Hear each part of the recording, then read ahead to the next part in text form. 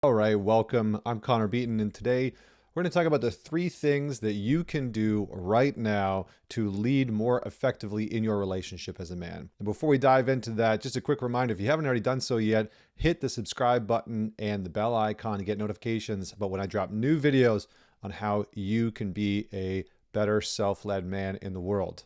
All right, so leadership.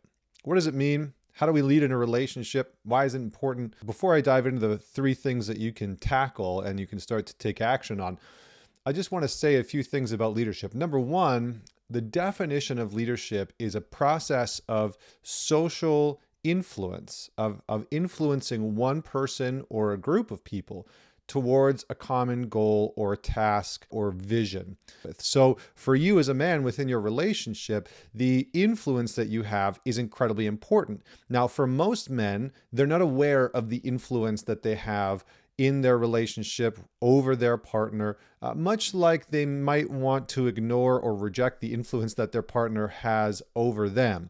So that's probably for a different video. But what I really wanted to drive home here before we dive into the 3 points is that leadership for you, leadership in a relationship, is about direction.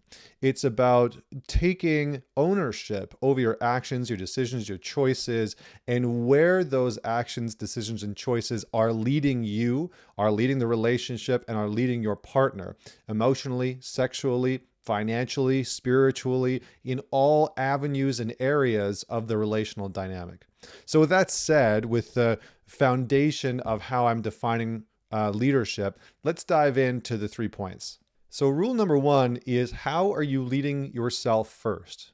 So your relationship is going to be a mirror in some ways of your leadership, but the most important aspect is, how are you leading yourself in your life?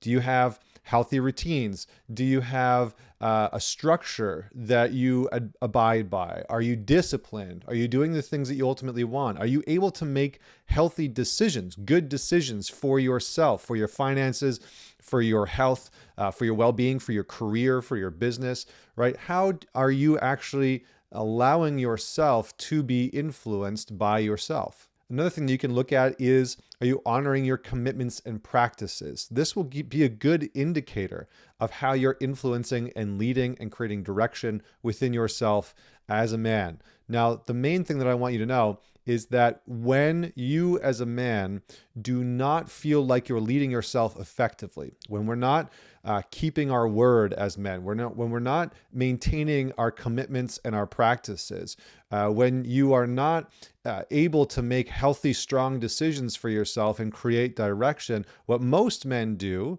unfortunately, is they begin to try and control their partner. So they begin to look at their wife, their girlfriend, their spouse, their whatever it is, boyfriend, husband, etc., and they begin to try and control that other person. They begin to judge their actions and criticize them and try and make decisions for them and force them into a kind of coherence of what they believe should be happening. So this isn't leadership, right? This is dictatorship. This is an authoritarian standpoint that a lot of men fall into the trap of. And it's almost like the more out of control that you feel as a man, the more that you feel the need to control your partner. And this can be very detrimental. It can erode the trust within the relationship. And ultimately, it doesn't feel like leadership. It feels like control. So you might hear your partner start saying, I feel like you're always trying to control me, or I feel like you make all the decisions for me in my life. Or she won't be saying things like that, but what you'll feel is that you're responsible for her happiness, for her sense of being okay, that you're responsible for her well-being as a human being.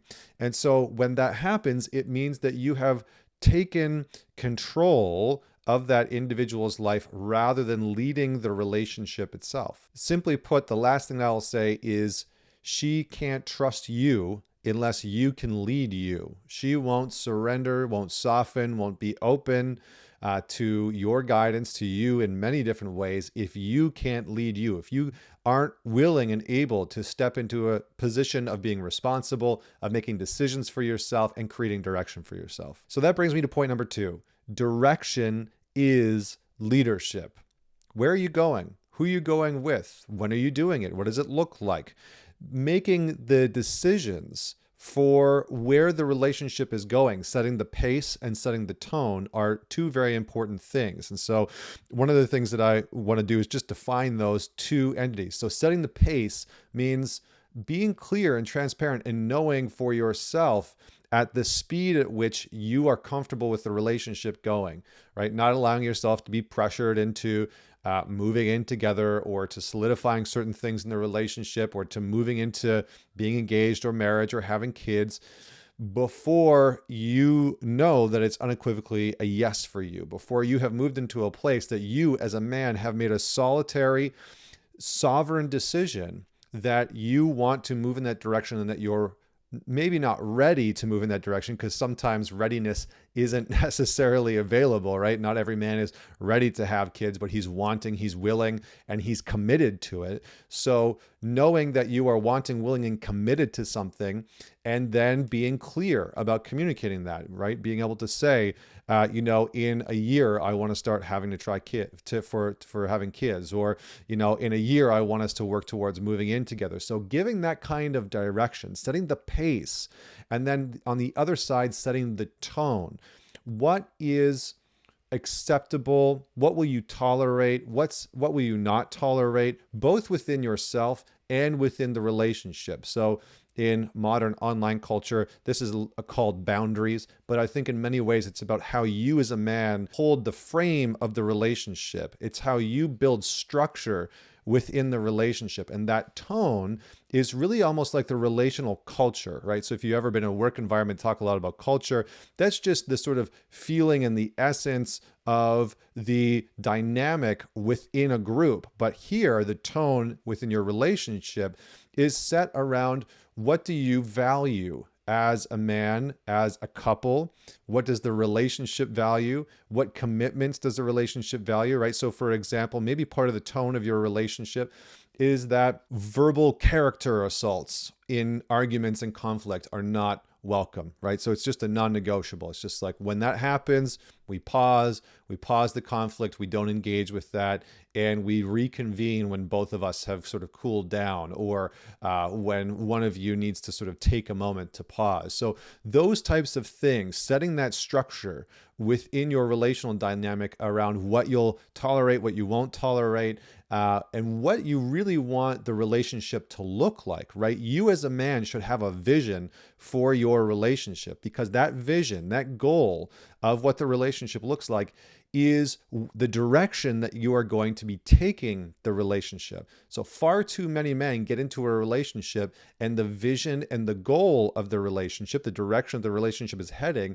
becomes the woman's responsibility, or the man just starts to acquiesce what that woman wants, and then he builds up resentment over years or over months, and he begins to pull away from her, from the relationship altogether. Lastly, what I want to say about direction is that creating direction isn't about ignoring your partner's needs and solely prioritizing your own. It's about understanding your partner well enough to include them and their needs and their wants in the decision, in the direction. Now, that doesn't mean that you need to forfeit your own non-negotiables. It doesn't mean that you need to forfeit your own boundaries or, collapse on certain things, right? And move in together, or agree to get engaged, or agree to progress the relationship too quickly. It means that you take into account what your partner might want or need. So it's also about you creating direction in terms of making decisions, right? I remember I had a client who talked about how his partner and him would always get into arguments around what they were going to have for dinner. And it became this huge problem within the relationship. This mundane decision was an indicator of something much larger in the relationship, where, at 3:30, he'd be at work and he'd be texting her, "Hey, what do you want to do for dinner tonight?" And she would say, "I'm not really too sure." And then she would list out what they had in the fridge, or she would list out options, for the nearby places that they could order from. And they would go back and forth, and they would literally spend hours talking about this. And he wouldn't make a decision, and she wouldn't make a decision, because she was waiting for him to take the lead, to make the decision about what they were going to have for dinner. And then it would turn into an argument. And it was this huge problem that was indicative of the fact that he wasn't making decisions in areas where she was looking for him to make a choice, to create direction within the relationship. So begin to make some of those decisions. Know that you're going to get pushback sometimes, right? Know that in making a decision, your partner's needs will be revealed. So sometimes if you don't know what she wants or what she needs, the clear fact of you making a choice to go to the bachelor party, where you're going to go for dinner, what you're going to do on date night, all of those things will then reveal her needs and wants, because she'll either say, this is amazing, I love this, thank you so much for planning this for us or putting this together, or she'll say, I really don't like going to these types of movies, or I really don't like these types of restaurants. So it'll inform your decision and your direction pattern. Now, before I jump into the last point, which is maybe the most important one, feel free to leave a comment below and let me know what resonates with you, what you learned, what you liked, and maybe what you would add to this conversation, because I always love hearing your thoughts, your feedback, and how specifically you've learned to lead in your relationship. So the final piece that I think is arguably the most important aspect of leading within your relationship is the notion of don't react, regulate, and respond. Don't react, regulate, and respond. Rather than reacting to external stimulus, right? Because a reaction is we get stimulus and we immediately react to it. We immediately become defensive or say something, or we don't think about it. We don't process it in any way, shape, or form. We don't metabolize what's going on. We just react to the stimulus. For a lot of men, because you're busy, because you got a lot going on, because you're doing your best to balance work and life and health and fitness and finances and kids and all of the things that you have going on in your life, we move into a reactionary state so quickly.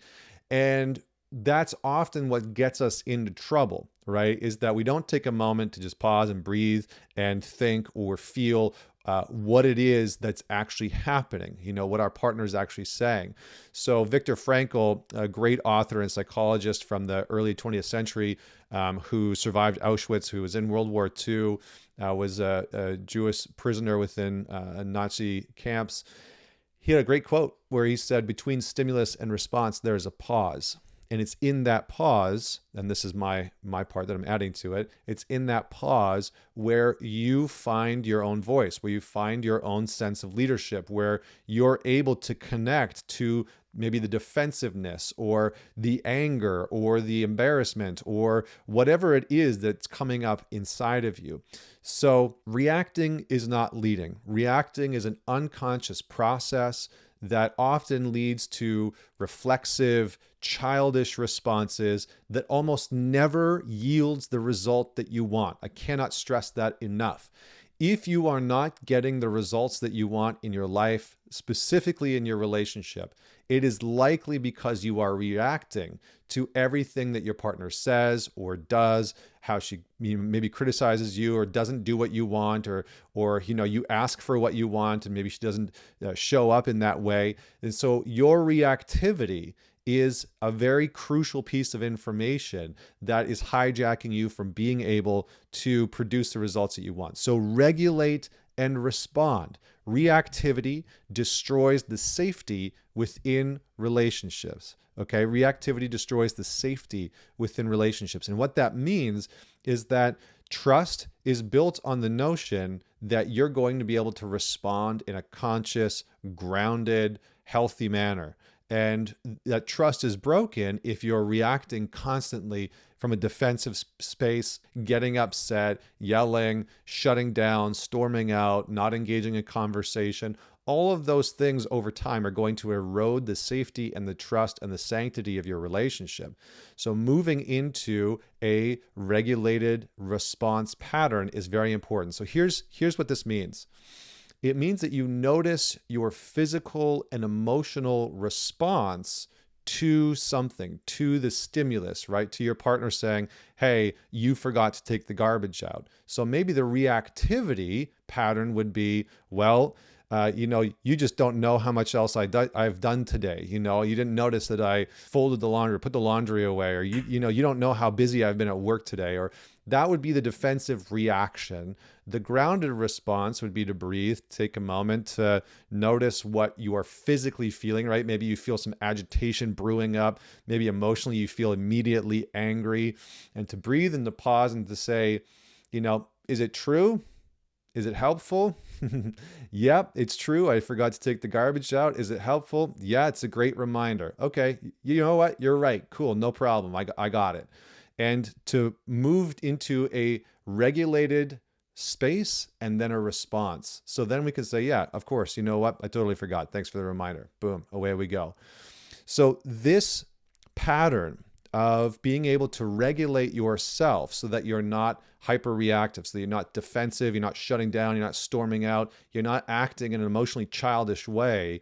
You're acting more in line with what the Stoics talked about, right? Being able to regulate and understand what's happening in your body, physically and emotionally, and then being able to think critically about what's happening and respond from that place. Let me know if you enjoyed everything that we touched on in this conversation. Be sure to like the video if you enjoyed it, subscribe, feel free to share it with somebody that you think will enjoy it. And don't forget to hit the bell notification so that you get notified of when new videos are out.